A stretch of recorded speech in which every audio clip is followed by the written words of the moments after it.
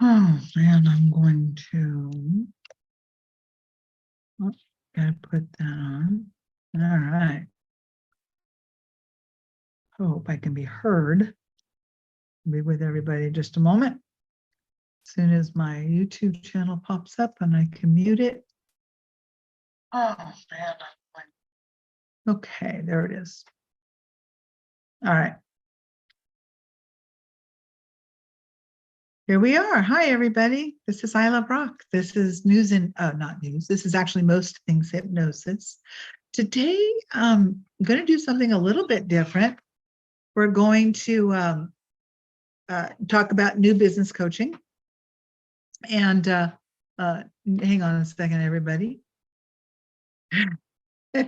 Yeah, I'm just passing off paper to everybody else. So, but today I want to talk about new business coaching. What is it and how do you start a new business? And then just be a few minutes, kind of give you an idea of what I do in a new business. So when someone comes to me and I'm a hypnotherapist, so a lot of people that I do talk to are hypnotherapists or in some sort of field of that nature, that modality. So, but if they want to start a business, these are the first things that I'm going to tell them.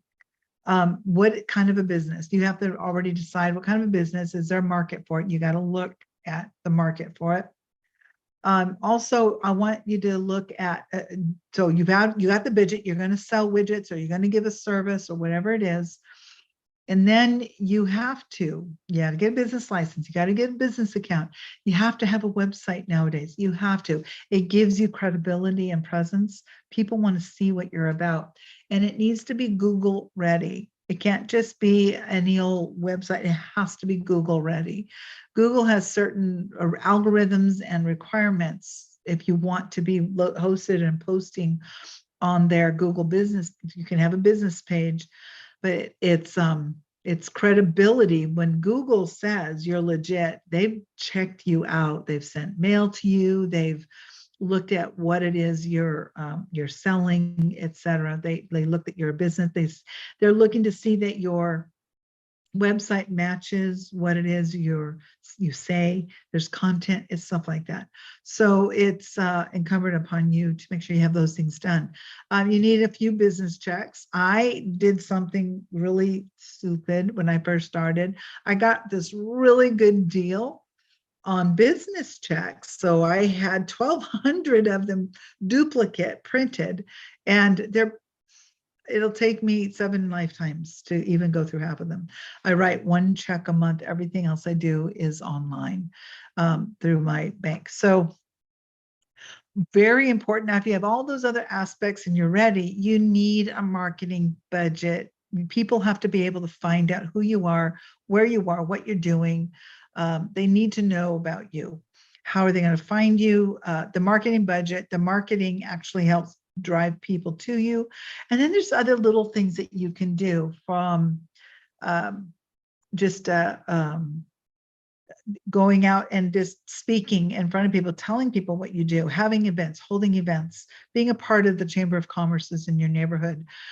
Those are really good opportunities for businesses. Get into business networks. Some of them are very inexpensive. Some of them are expensive, and some of them don't cost anything at all. And there's a lot of social media type of networking events in your area.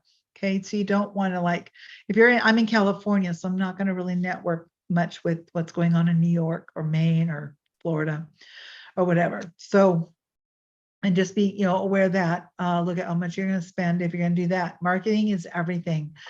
When you go to a Chamber of Commerce luncheon, I usually bring a flyer with me about what's going on in my business. I usually bring my business cards always. When you're in networking, you got to do the business cards. It's very important that you do business cards.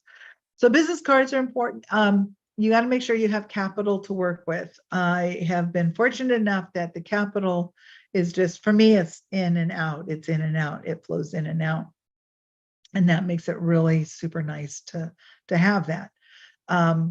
So I just, at this point, I just want you to just be aware of some of the things that are required. Social media advertising, I've not had a lot of success.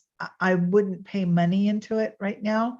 I would use social media, but not sponsorship social media. So when you look at anything on social media, right underneath the title, like on Facebook, it'll say sponsored. That's a paid ad. And I did those and I didn't yield any results. All it did was let people know who I am, which is great. And I want people to know who I am. And this table keeps moving, trying to hold it steady so you're not bouncing your head. Oopsie, there it goes again. Sorry.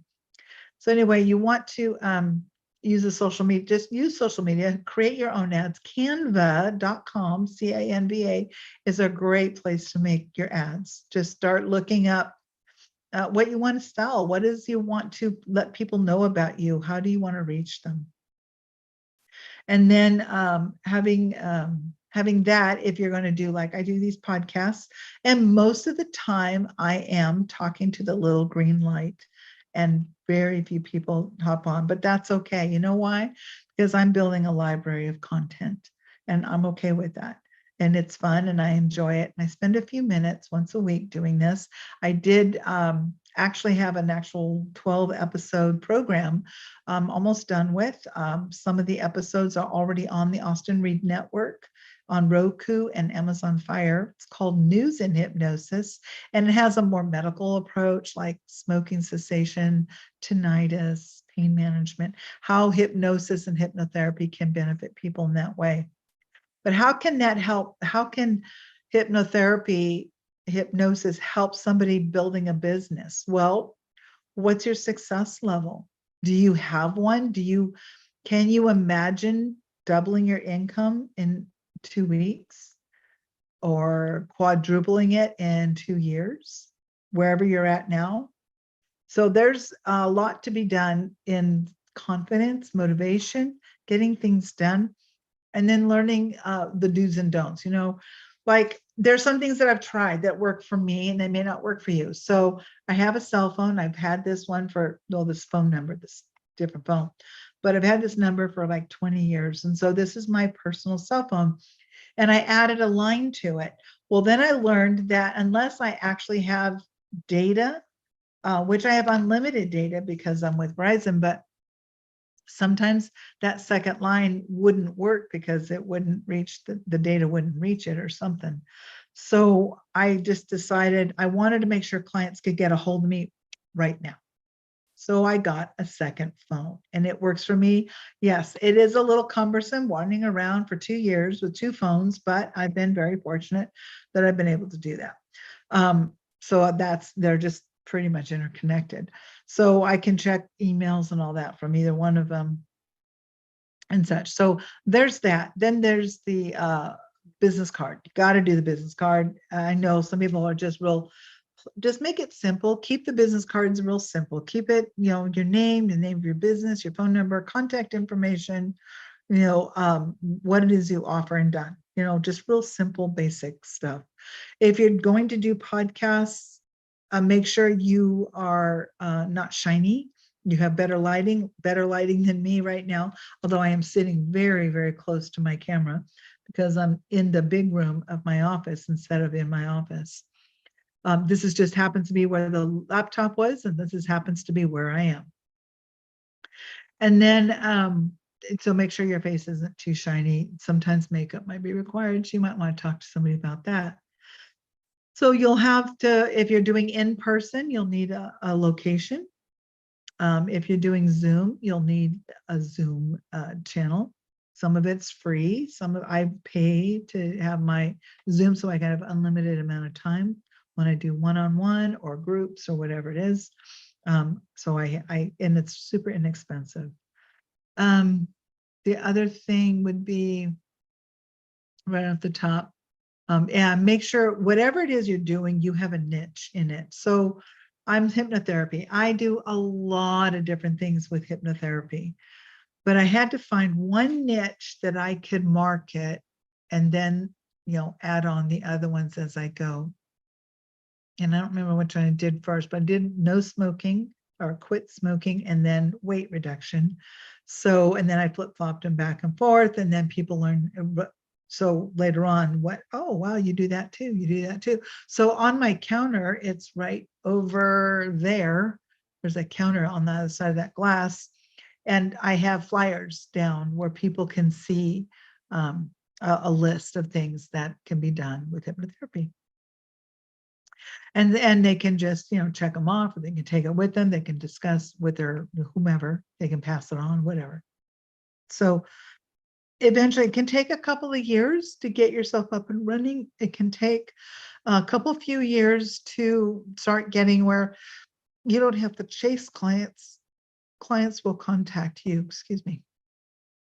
So and that's where you want to be. So clients are contacting me. Now, the naming of your business, so a lot of hypnotherapists use their names, their own personal names. And I decided that I didn't want to use my name. I love Brock Hypnotherapy or Brock Hypnosis. I didn't want to go there. At some point, I want to sell my business, maybe in about 25 years or so. Maybe I sell it. I don't know, maybe I don't. But right now, that's so I wanted something that I could sell. Central Valley Hypnotherapy is an easier thing to sell than my name. And what am I selling? Reputation, services, and perhaps my clientele. I don't know. We'll see. I'm real happy doing what I do, and I don't make any plans to even stop anytime soon. So if you were interested in starting yourself a business, if you're in business and you're kind of like stuck, what do I do next? How come I can't get going? Let's talk, because sometimes it just might be a simple little adjustment. Also, practicing diligently something called law of attraction, setting an intention. The intention you set has to be, I'm going to bring something up that I'm going to read it. Intention is something that you set that's your emotional state of how you are, what you want, what you decide. So basically, I love to be animated, so acting and that kind of thing is super easy for me. So basically, for me, it would be as if I was an actor in a role who truly becomes part of that character, or that intention, or that emotion, or that heart. I become it in my own mind, and I live there until source, universe, God, whatever it is, the higher source, brings it to fruition. And it doesn't matter how long it takes, because you're already living it in your mind as if it's actually happening right now, not in the past. Can't happen in the future. Cannot think words, well, someday I'm gonna, will. No, that's not gonna work. Those are all words of lack. And you don't want to be in lack. You want to be in abundance. So abundance is happening at this moment right now. Well, nothing's happening out here. I know, but in your mind it is, so much so you're emotionally feeling it. You just are embracing it, and you're seeing it in your head. So I see a certain amount of money hitting my bank account every week. It's a loop that just keeps going over and over, a pattern that keeps going over and over. And I don't have any doubt on that amount. It's in there over and over and over. So with that amount, I'm able to, it manifests itself because my energy and frequency goes out and I get answers. So I truly am believing in my own heart and desire this is happening right now. It's faith. I have faith that whatever it is I'm going to pray about, meditate on, pontificate, or, whatever it is, live it in my head as if it's actually happening right now. And there's a story about this drought in a very Midwestern city or town or something, in this drought. And there was just no water, none at all. And this little girl said, I'm going to go pray for rain. So mom and dad like, okay, fine, you go pray for rain. And she put on her bathing suit and she sat on the front porch with her towel. And the mom and dad, what are you doing? Well, I prayed for rain. So she expected rain to happen. And guess what? It did. Hadn't rained in weeks in that place. The land was getting dry and cracked. It was hot. Something, I don't know. It was a drought for a very long time. And this, from the mouths of babes, right? So, and she just knew, I'm going to go ask and see what happens. But you know what? I'm not just going to see what happens, because I know it's going to happen. So It's like your bills, you know they're going to get paid and you worried about them all month, but did the worry pay them? Or did you just know that you were going to get them paid? So worry just brings more upset. So when you're in business for yourself, you got to let things go. So people cancel on me a lot, and that's fine. You know what? Makes more time for me to do something else that I probably need to be doing. And that's the way it works. Today, I didn't have any clients, but my phone's been ringing a lot. I didn't expect that.